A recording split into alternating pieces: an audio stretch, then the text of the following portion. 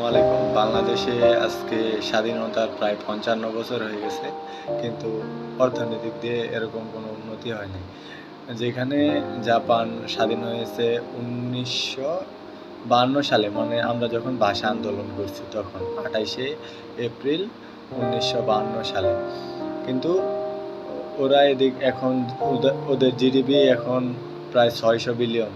যুদ্ধকালীন সময়ে মানে জাপান স্বাধীনতার সময়ে তাদের জিডিপি ছিল মাত্র ১৬.৫ বিলিয়ন মার্কিন ডলার।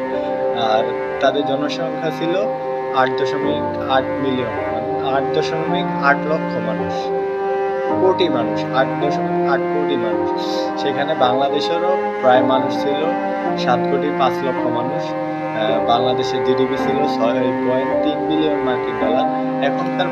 এখনকার জাপানের জিডিপি হচ্ছে ৬০৯.২৯ ট্রিলিয়ন মার্কিন ডলার।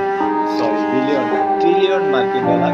আর এখন বাংলাদেশের জিডিপি হচ্ছে ৪৫০/৩০০, মানে ৩০০ হবে, যেখানে ভুয়া জিডিপি আছে বাংলাদেশে ৩০০ বিলিয়ন মার্কিন ডলার।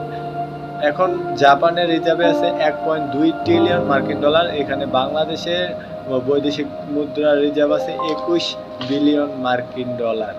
ঠিক আছে, আমরা চেতনার রাজনীতি দেখাইতে পারছি, কিন্তু কোনো উন্নতি করতে পারিনি।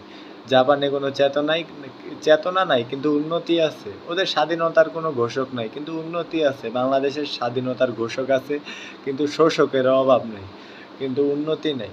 বাংলাদেশ উন্নতি করা দরকার বর্তমান পরিস্থিতিতে।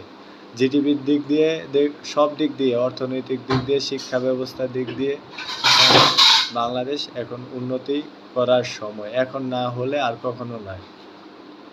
আমরা ৫৫ বছর পর আরেকটি সুযোগ পেয়েছি, সেটা অবশ্যই আমাদেরকে কাজে লাগাতে হবে।